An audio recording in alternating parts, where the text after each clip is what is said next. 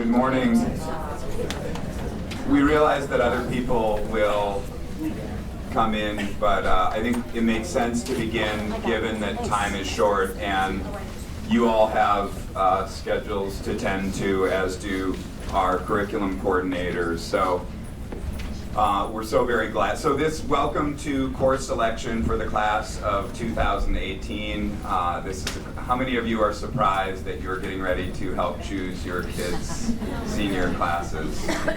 We are too, but we imagine you feel it much more viscerally, and that's one of the beauties of being parents. So thank you so much for coming this morning. Firing Lisa Redding was hard, and a lot of you know she does really good work, but to have to do that, no, that's not good humor. She does really wonderful work, and she was going to bring her son, and then at 7:45, and then run him back to daycare, and so I just decided to have a little time with you this morning. We have Josh Paris, who's our math chair, Agnes Alvarola, who's our world language chair, Ed Weiser, our science chair. Here comes Gary Schiffman with a little bit of a strut. There's Yama Estime and Adabacola. And then Brendan Kobus, our associate dean for the junior class. And so this is an important morning because we have so many choices for our seniors, and that's incredibly exciting for them, but it also can be challenging. How do they balance? How do they create the right kind of schedule that sets them up for success, that sets them up for the next step, whether it be college, work, a gap year? And so we're excited to have many new offerings. Our course catalog is about to be published. By the way, after I finish, just because it drives me crazy, I don't know if all of you, if you don't like having the sun in your eyes, but I'll come around and pull the shades a little bit because I'm a little bit nutty that way. What was I saying? Oh, we have a bunch of new courses. So our course catalog is coming out, and we've tried to highlight in the course catalog where there are new courses. So whether it be computer science offered in the math department, which is a first for us, or Gary's going to talk about a couple of new social studies classes. We have a couple of new science classes and STEAM offerings. So we're excited. These curriculum coordinators have done an amazing job supporting and working with their teachers to bring us some new offerings. So Brendan is now doing the shade piece, but I think, Brendan, why don't we have you speak to a couple of upcoming important events, both for our juniors and for parents of juniors. How about I do that at the end? And we'll Okay. let, the curriculum Okay, coordinators great. Are you first? Sure. Okay. Hi, again, I'm Ed Weiser, head of the science department. I think that the good news is that we have currently 14 senior, we call them optional courses, to not confuse them with electives, with our different departments, with other things. So our optional courses, there are 14 currently. We have 16 running for that we're offering for next year. So that's the good news. The bad news is, no, they can't take all 16. So I think the thing that I would stress today is that when students look at all of the courses that we have and hear from the teachers and hear from other students about what they are and where their interests lie, that they also come up with alternative choices. This is a technical issue, but when they go into the X2 portal, they will be able to select, say, if their number one choice is our new course called Environmental Science and Society. It will be a heterogeneously taught class for standard or honor credit.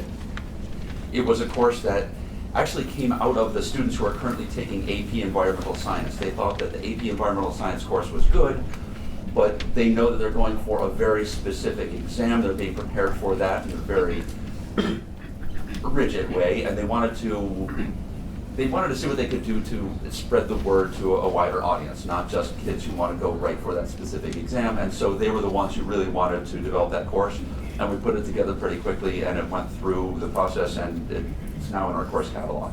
So if students really want to take that course, but they're not sure if they want to take a few other things, they can certainly put that course as an alternate to, what's your new course, Gary? Beyond the headlines. Beyond the Headlines. So if they don't get that one because of the reality of the schedule and other choices that they want to make, the alternate choices will help them get the best possible schedule that they can. So students should be really taking a look at all of these courses and trying to figure out a good game plan as it comes out. So now that I've talked a little bit about environmental science and society, the other new course that we have is going to be a co-taught course. It's being sponsored by the 21st Century Fund. It is called Engineering, Innovation, and Design. And then this is interesting, design, create, innovate. And yeah, it's the jazzy title. The whole idea there is, it is merging an art teacher's expertise and all of the students who come from that side of things to the design piece, and maybe some other students who have come from more of the construction piece where they've done a lot of woodworking, or some of the other kids who have taken the previous engineering course called Engineering by Design. And the synergy of all those students' expertises will hopefully make that course really strong. The prerequisites for that are basically just guidelines and just on-ramps to get to that course, but the Engineering by Design course will also be offered for seniors for next year. And that's basically the bulk of what I have to say is we have so many choices that students should look for where their interests lie, figure out the best pathway that they can, and have those alternates be not just alternates for a science course, but if they don't get a certain science course, they should try to put down statistics or all the way across the line, just to try to figure out what they can do to piece together a great schedule. And I think that would be my strongest message, because there are so many details with all the different courses that they can take. So I don't know. Questions at each point, as long as we don't take too long with them, make sense just while science is fresh. That would be what I was just whispering through. Sure, but one is I'm just wondering, some of the courses are AP courses, others aren't. Are the AP courses really meant for kids who just want to take the AP exam, or how will you decide? I mean, even if they like physics, that they, between AP class and non-AP class. Okay, so the question is basically that about the whole idea of the AP. So every single science AP exam that exists, we teach it. AP Physics 1 and 2 is, yes, 2 exams. AP Physics C is also 2 exams, and so we go through 2 semesters. But that's not the same with AP Biology or AP Chemistry. Their system is just bizarre. But yes, those courses prepare the kids for those exams, and the expectation is that the kids take those exams. Yes. So I see semester courses here. Are these optional or complementary or additional? Can you tell? The reason why I put them in so the question is about the semester courses. The reason why we put them in a separate section is to be clear that if you choose one of the semester courses, you would have to think about another semester's worth of something. So we don't really know if it's going to be first or second semester. That depends on the course selections that the students make. Yeah, are AP Physics and AP Calculus designed to be taken concurrently, or is Calculus a prerequisite for AP Physics? So AP Physics C has a prereq of concurrently taking AB or BC Calculus. Right, so yeah, that's because those calculus courses are for 12th graders as well. When you mentioned putting alternates in place, you said, for example, for the science course, the alternate, and then the social studies course, and the math course. So are you suggesting not putting another science course as an alternate? I'm saying think widely about those alternates. It doesn't have to. If you were to ask me, if you put in, say, astronomy as the top choice, does the alternate have to be a science course? And then my answer is no, the alternate doesn't have to be a science course. So you could put down, say, astronomy and genetics, and have an alternate for the genetics be economics. I mean, it's a really complicated picture. Yes? Can you give a little bit more information about those first choice and second choices in terms of if you pick your first choice and you don't get it or you get it, how is it based on? Is it based on if it's full, or is it based on class schedules or a number of other factors? It's based on a number of other factors, including the student's other choices, and the computer does the best job of maximizing the student's schedule and their first choices. Does that make sense? So, and I will give you an instance. This does happen. We have to take a look at everything. This is really getting into the details of it. But if a student really wants a class that's a singleton, I'm gonna just pick one, say jazz band, that we know that that one meets a certain period. And then if that period, if many students want that course and another one, we don't put those courses at the same time. But we can't make it perfect for everybody, so we do the best job we can. So the thing that we need to have from you all is, what are the students, if they're thinking, yeah, I could do that one or that one, then make sure that all of that information is in there so that we can build their schedule as best we can. Does that make sense? So that means your schedule is actually decided after you choose all the courses. Yes. Yes. Yeah. So I think I'll pass them along so that Mr. Paris gets a chance. And if you have any questions, feel free to contact any one of us about any of your questions. Thank you. Thank you, Mr. Weiser. Yeah, hi, welcome. My name is Josh Paris. I'm chair of the math department. Yeah, we too have lots of offerings in math for 12th graders. I think we have 10 different courses, basically, that seniors will be taking. And you have a list of all of those. So a few things I would mention here. One is, basically, senior year is the 4th year of a number of sequences that we have. So our college prep sequence finishes in a course called Foundations of Calculus, where students kind of complete some pre-calculus concepts and begin to look at the topic of calculus. Our honors level sequence finishes up with AP Calculus, AB, and our advanced sequence finishes up with AP Calculus, BC. And then our IMP sequence finishes up with IMP for honor as for 12th graders. So the majority of students kind of finish this 4th year of the sequence that they're in. However, in senior year, there are other options. Some students decide to branch off, and rather than complete kind of our, what I would say, algebra-based sequences, they decide to move on into statistics. So we have 2 different stats courses. You can take an unleveled stats course or an AP stats course. So if students are interested in, if they know already that they're not going to be pursuing math or science in college, and but maybe are more interested in humanities or social sciences, statistics is a great option for students to pursue. We have another course called Perspectives of a Mathematical Mind that was originally sponsored by the 21st Century Fund. So again, students, this is for all sorts of different students' backgrounds. Some students take this as a second course to supplement their other math course. Some students choose to take that as their 4th year of math, and you can read about all that. It's a great course there. And then I would like to talk about 2 new courses that we have. So for the last couple of years, we've been thinking about coding in math. And in the 21st century, I don't know if there's a more important skill moving off into the world and into the job force than being able to do some computer programming, whether or not it's a science-related field or a math-related field. It seems like everybody needs it these days. And so we've been thinking about and are beginning to work on implementing coding in our courses starting in grade 9. And as one prong of our effort. As another prong, we wanted to introduce some computer programming courses in the math department. So we have 2 computer programming courses. One of them is called Computer Programming Snap, and the other is Computer Programming Python. And Snap and Python are 2 programming languages that they would learn in these courses.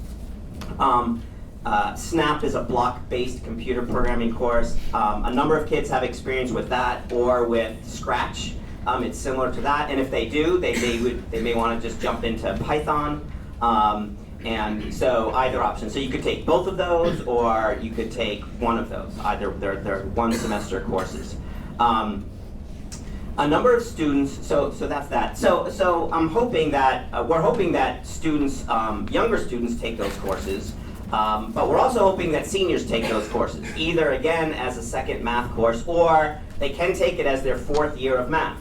If they're not interested in pursuing a calculus-based course, basically, or statistics, then these programming courses can provide their 4th year of math, which is needed to get into a state university in Massachusetts. Some students, I would echo what Mr. Weiser said, some students choose to take a second course in a particular discipline, and you can do that in math. So there are a couple of dozen this year students who are taking a calculus course at the same time they're taking a statistics course. So I think what Mr. Weiser was saying is there's not room in your schedule really to do that in two different disciplines.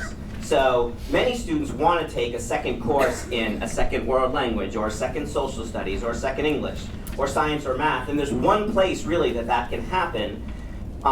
And so a student maybe should choose, I want to take 2 science courses, I want to take 2 social studies courses. But based on the scheduling, that might not fit in their schedule. So as an alternate, you can put in a course from a different discipline. That's basically what he was saying. So if you want to do statistics and calculus, and maybe as an alternate put in a second science course, then if you don't get your second math course, then you would get your second science course, and that'll make scheduling smoother.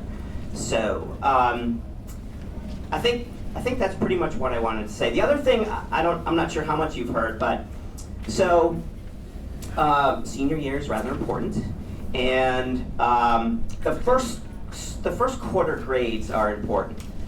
Those get sent off to colleges. So 9th through 11th grade, students can kind of maybe reach a little bit, and then if it doesn't work out, they can fall back. And there's no consequence, because the only grades that appear are the ones at the end of the year in your transcript. But that's not true in 12th grade, because if you're applying early decision, early action, those first quarter grades go off. So I don't want to sound super negative, and I'm not trying to be negative, but I have a 12th grader, and we worked very carefully to build his schedule last year. It's not the best place for a big stretch, because I think kids don't quite understand how complex the college application process is, and if they have too much work in their schedule and then they're working on getting their college applications done, it's adding to their stress. Their grades suffer, and if those first quarter grades aren't good, that doesn't help anything. So I just urge some caution and some balance in creating schedules. Yeah, so I think that's what I have to say. I can answer a few questions if you like. Yeah. So, because there are a lot of these new classes, and I'm assuming there are going to be one section of them or something. Yeah. Do you see there being, like, do kids need to put many options? Because, you know, the chance of them getting one of these options if there's only one section of it are not that high. Yeah, the question, I don't know if everyone heard, the question is, do you need to put many options as alternates because of these new courses? They may just be singletons, which would make scheduling challenging. I would say, you know, one is probably enough. I mean, I think there's a good chance that if they don't get their first choice, then they could get their second choice as a start. And if those don't work out, then we have Arena Day scheduling in the spring, and they meet with their counselors. So I think one is probably sufficient, and hopefully they would get one of those two. Yeah. And then we'll go back there. Excuse me, the 2 new computer science courses, those are open to everybody, not just seniors? Yes, they open grades 9 through 12. Yep. Yes, sir. 2 questions. One is, from the past experience, how many kids actually take calculus, BC, as well as AP statistics? And do you recommend taking those 2 courses, or do you think that the course load would be too much? We have probably about 20 kids, a little less, 10 to 15 kids each year doubling up in AP statistics and BC calculus.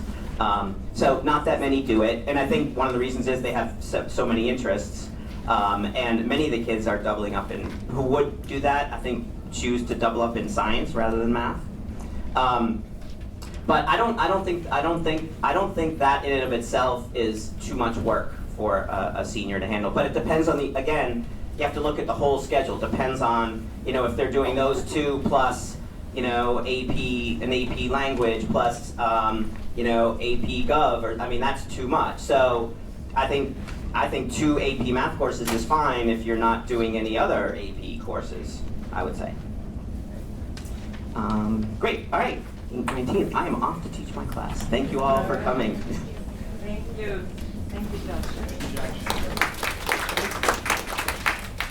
So I'm Anya Salvador. I'm the department chair for world languages, and I think it's probably a little bit more straightforward what I need to say to you. Some reminders about graduation requirements. In order to graduate from the high school, you do need 2 years of the same language, passing 2 years of the same language. So just make sure that is happening. And many colleges look to 3 years of a world language. So that's another thing to take into consideration, given that about 90% of our students actually take world language for all 4 years. We have 5 languages, which you probably know by now. We have Chinese, Japanese, Spanish, French, and Latin. So I expect that most students will just continue in the language that they are already enrolled in and just follow the recommendation of their teacher. There are a few students who might try to stretch up in their final year of world language. Not necessarily the easiest time to do it, but we have a few systems in place, and they can discuss that with their teachers. Also, there might be a few students who want to add a new language that they've never taken before, and that's really important that be communicated to the guidance counselor, because the way the system works, their current language teacher will enter next year's course, let's say Spanish to Spanish, but there's not a place for us to enter another language. So the counselor can do that. And we try also to give some of the information that we know. New courses, we don't really have any new courses, except there's a course that we started about 3 years ago that I just want to remind you of, because it's mostly for seniors. It's called Medical Interpretation in Spanish and sometimes Portuguese, depending on the demand. It's a great course for heritage speakers, native speakers of Spanish or Portuguese, or students who have completed an AP Spanish level by the end of their junior year. So it's a really good option. If you have some specific questions for your child, like make sure to reach out to me. I do a lot of placement and try to guide them in their final year. Maybe somebody has let's say a French background in their family, but they've been taking Chinese all along, and for next year they may want to see if we have a course that's good for them as their senior year in French, have them come and I can do a placement and help guide them. Probably the last thing I want to say is that we have a World Language Support Center that's open most days at various times, and that's all in the information that you have. So if your child has any questions, any needs, that's where we can help out. That's it. Any questions? Yes, in the back. Did you say that 90% of kids take 4 years? Yes, about 90% of the students take 4 years of world language. The 10% that didn't, are they have problems?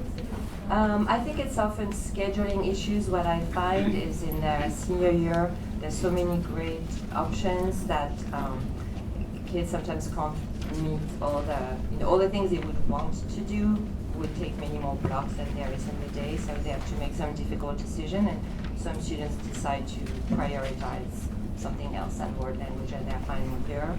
I don't recommend it, but there's that. And then there's some students who, for various reasons, maybe didn't take a language in their 9th grade, and so they end up with 3 years overall. Sometimes some special needs, although again, maybe 95% of students with IEPs take a world language. We work very hard to make sure we meet the needs of all the students. Yes? Do the AP language classes need the same amount of time as regular language classes, or are they an extra block based on No, only science has that extra block thing. All the other departments the same schedule. Yes. So over the summer, we have mostly courses that help kids maybe reach another level. And for original credit, we only have a beginning Spanish 1 class for original credit that you could take. Just because of the demand, we don't have enough students interested. Okay, very good. Well.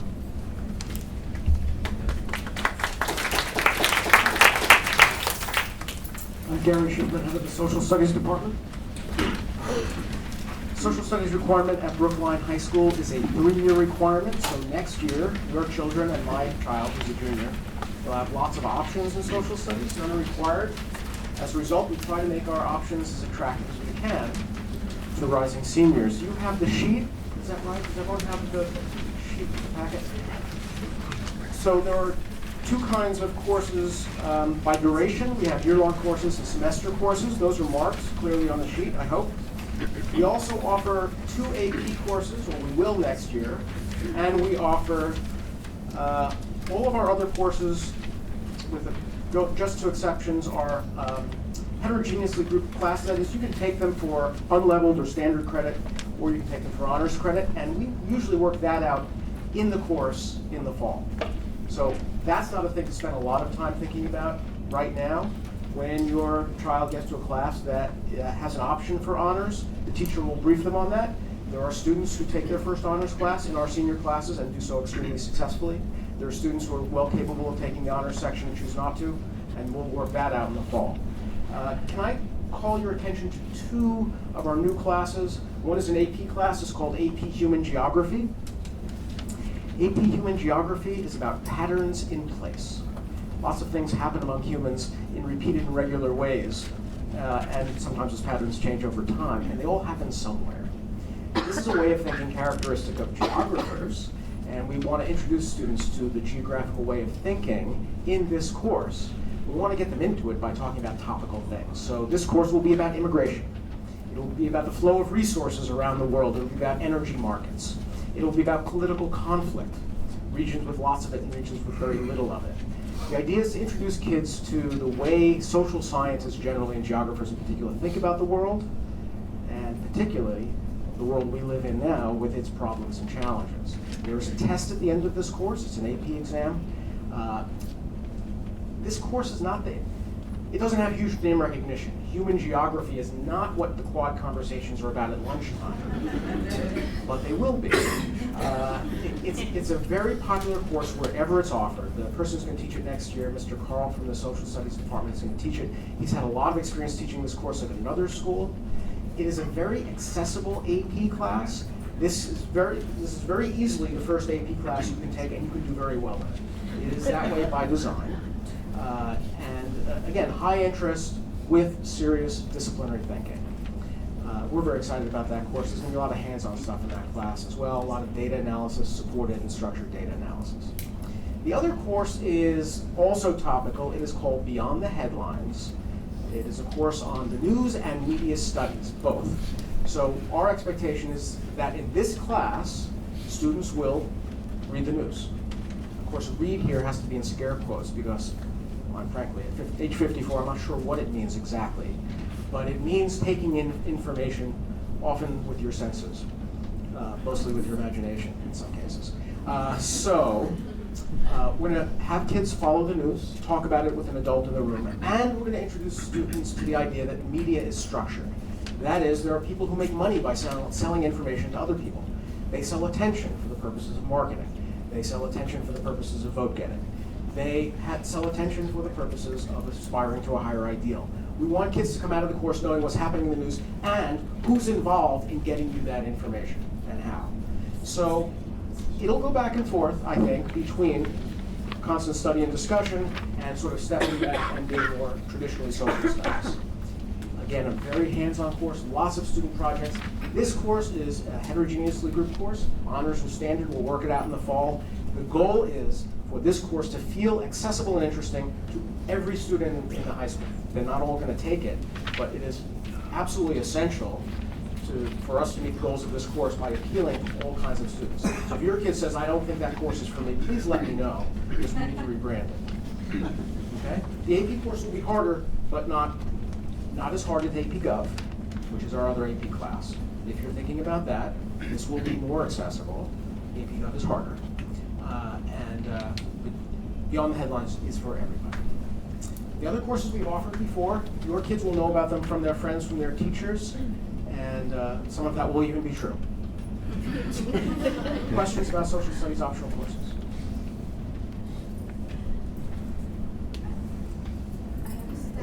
You don't have world history anymore. I think We have not offered AP World History. Back in the distant past, some of you with historical memories of this institution may recall AP European History. That's not on offer for next year. Yes? Can you explain options for kids who are in SWS? Yes. Right. So English language options? there is one course available to students in SWS that is not a mainstream course. It's taught by Jen Martin, who's the social studies teacher up there. It is a current events class. It is very similar to our Beyond the Headlines. If Jen taught another class, I'd ask her to teach this one. Yes? Did you say a few words about legal studies? Yes, legal studies is a wonderful course. It has a third quarter internship tonight. I believe in this room I will be attending Citizens Police Academy with the students in legal studies. During the third quarter they do an internship. Typically more than half of those students do the Citizens Police Academy. They go on ride-alongs, they go to trainings, they hear from officers, they go to court. They do a lot of things that the police do, and they learn why they do them and how they do them. So it's a course that appeals to kids who want to get out of the classroom. It doesn't have to be the police academy. Many of them work in the courthouse. They work for lawyers. They do stuff outside the building. But first quarter is introduction to the constitutional and criminal law systems. Lots of guest speakers. Anyone contemplating a career in law in any fashion, law enforcement, being an attorney, organizing criminal activities, anything at all. White collar, blue collar, we're open all in. We don't judge for fun. Legal studies is a great choice. Yes? I consider about the students in high school. They will, after into the college, they will concentrate on some majors. Yes. But at the high school, they need a broad base. So how to make a complete broad, like in social science, which are so many objects, but for students, how to make the deal with the conflict between broad diversity and the conflict. I think you're asking a philosophical question. How do we think about breadth versus depth here at the high school? Yeah. We introduce students to our fields. Every one of the courses we offer is an introductory course. And we assume that as much as you love science or history or whatever else you love, that your mind will change after you leave us. So I would say if you were to err on the side of experimentation, try something new here. Because it's absolutely true what you say. When you get to college, you must major. And as we go through life, I know more and more about less and less. And that's the fate of all of us. So I would say err on the side of breadth. However, in senior year, you can take 2 social studies. If you know, I really like this, there's enough on offer so that you can be introduced within the world of social studies to different ways of approaching things. If you take AP Gov, you're going to learn about political science. Human geography, you'll learn about the field of geography. And beyond the headlines, you'll learn about the media. Maybe you'll be a communications major. Maybe you'll be a journalist, if that exists. Okay, thank you very much.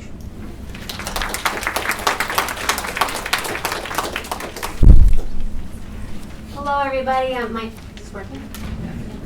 Can't tell now.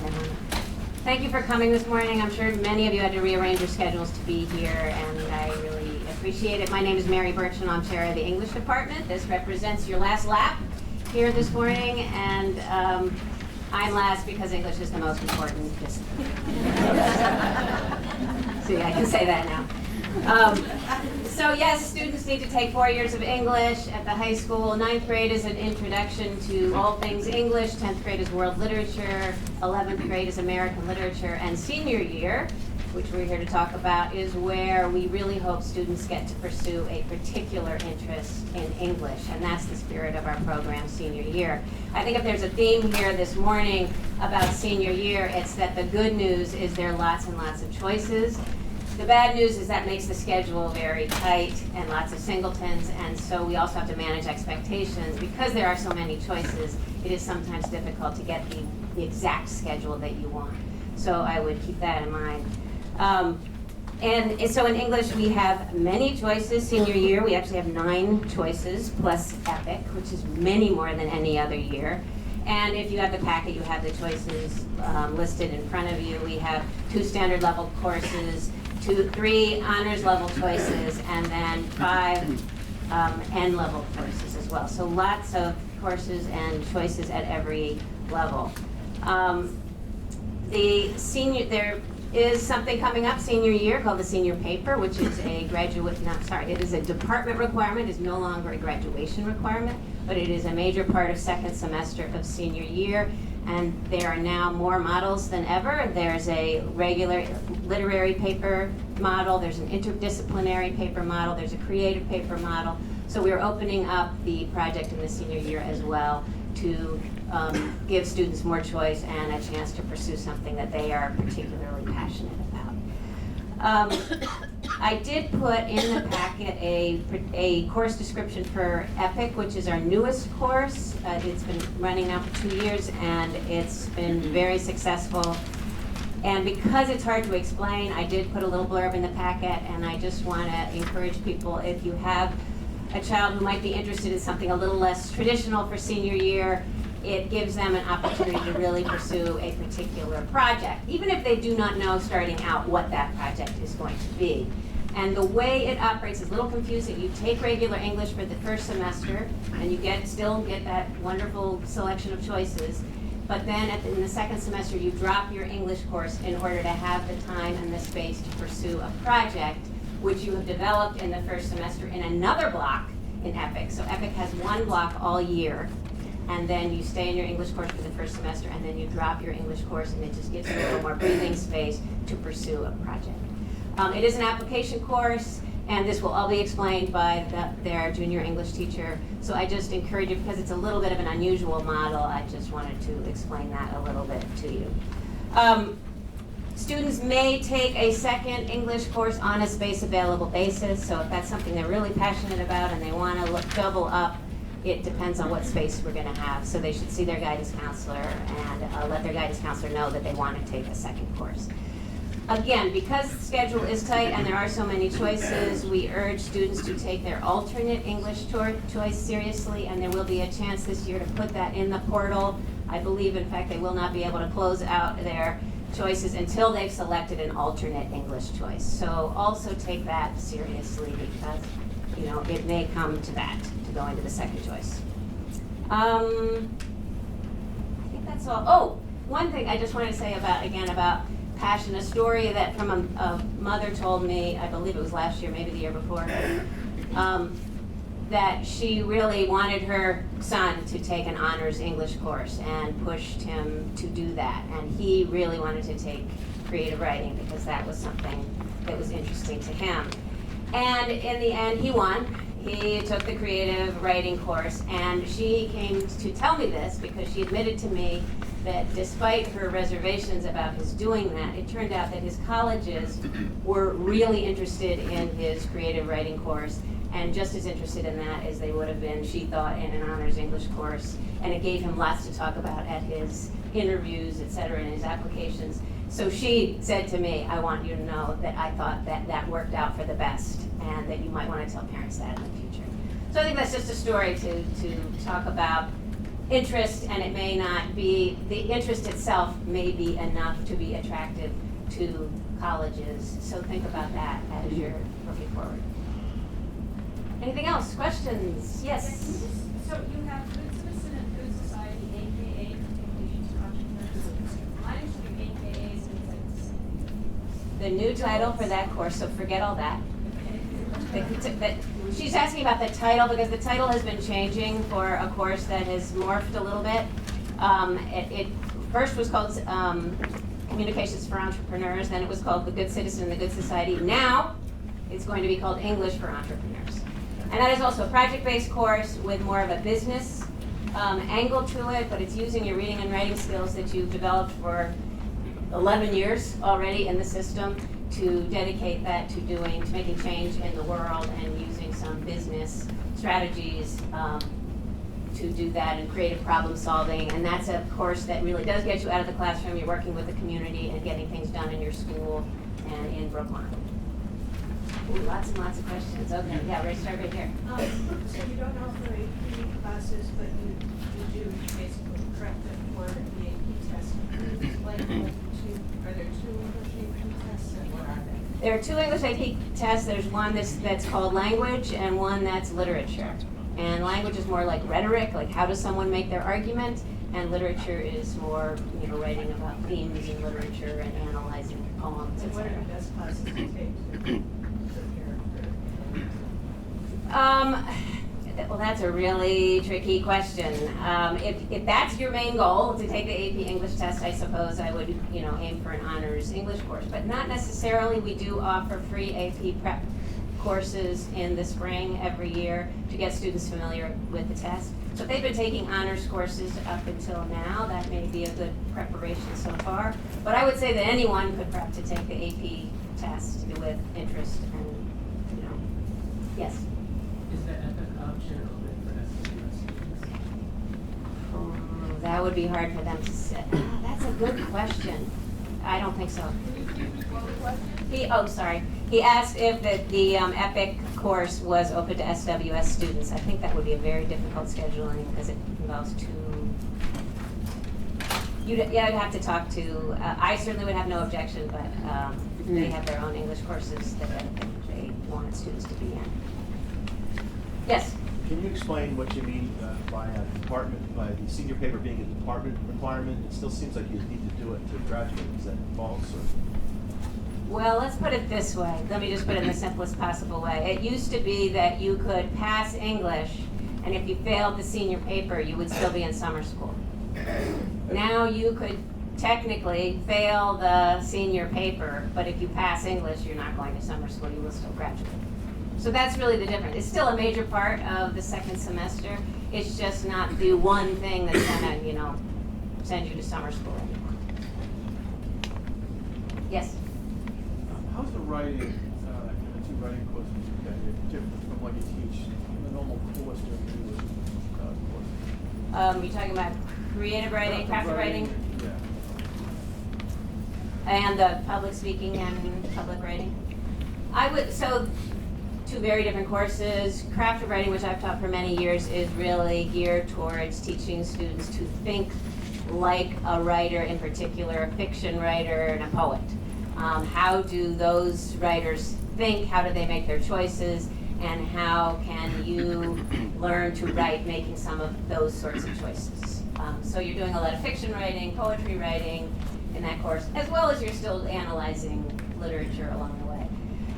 Public speaking, public writing is really more geared towards argument and using methods of rhetoric to make your point. How do public speakers in speeches, how do people make their arguments? What sorts of evidence are they using? What sorts of strategies? What sorts of emotional techniques are they using to convey to their audience? And trying out some of those themselves, both publicly on their feet and in writing.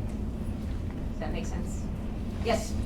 This goes back to your story about the son to creative writing. My daughter is thinking of taking 2 English classes, Strangers, Strangeland, Word Wordlet, plus craft writing. I just wonder how many kids do that. And is that going to be a lot of reading and writing and just tough to accomplish?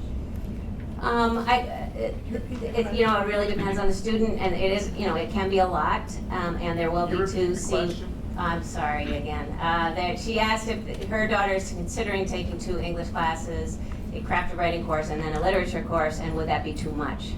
And I just say, it really depends on the students. There are students who do it. I have a student in my class now, and I know there are several other students in the senior year who are taking 2 English. Not a ton, but maybe 10 who do it.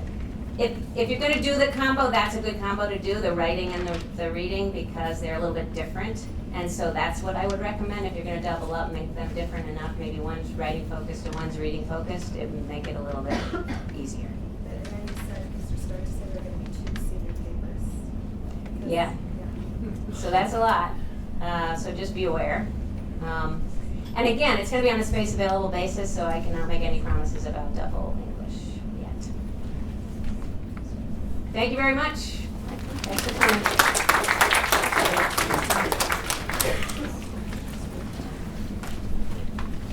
Perfect. So I'm Brendan Kobus. I'm the Interim Associate Dean for the junior class. I just wanted to give a couple of quick plugs, some thank yous talk about a couple upcoming events, and then Lisa Redding is going to wrap it up for us. First, a big thank you to the curriculum coordinators who have all left. But it's been wonderful this year watching the new course vetting process, just seeing the excitement of the curriculum coordinators, and therefore the excitement of the teachers in those departments. So they're very excited about the new courses, and we're excited about all of our courses here at Brookline. So there will be some tough decisions, I'm sure, but that's because there's so many great things on offer. Quick thank you to the PTO, particularly our PTO reps, Minnie Kaluri, Emily Dolbert, and Farah LaRusso, for organizing this. We really appreciate your work.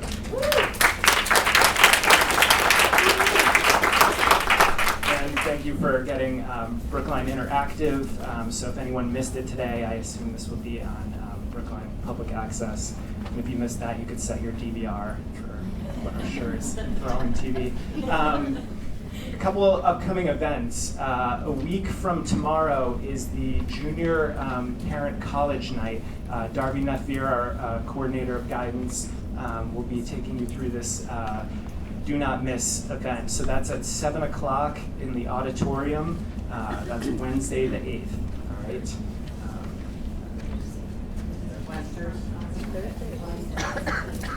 Wednesday? Yes. Wednesday the 8th. So a week from tomorrow. No, a week from yesterday. Thank you. Sorry. Week from yesterday. Thank you. Next Wednesday. How about that? And then just another quick plug and something to be thinking about, an exciting event. On March 24th, we're going to have our junior semi. So we're really excited about that. It's going to be on a boat this year. It's going to be a cruise in Boston Harbor on the Spirit of Boston.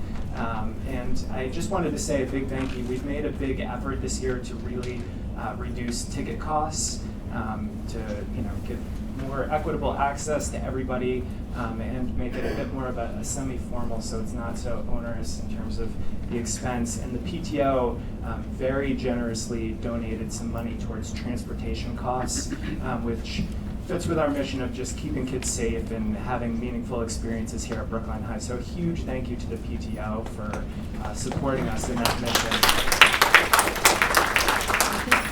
So Lisa Redding's going to wrap up a couple final words. I know people have places to go, but we're good on time, so here's Lisa. Hi, everybody. So if I'm feeling a little stunned that we're talking about senior year, I can't imagine how you must feel. I mean, I'm like, no, they can't be seniors already. This is crazy. So it has truly been a pleasure to be the dean of this class for going on the third year now. And so exciting to have Brendan Kobus as my partner in deaning. So excited about the junior semi. Lots of great things going on, lots of great things in the junior class. And again, thank you to the PTO, who, by the way, it was our junior PTO reps who came up with this idea to move the night curriculum course selection meeting to the morning. And so now all of the other classes have followed suit and wanted that. So we'll be doing that for all of the classes. So great idea. The last thing I just want to stress, and then Brendan and I will be here if you have any questions for us, is balance in your junior schedule for next year. We see it all the time. I know there's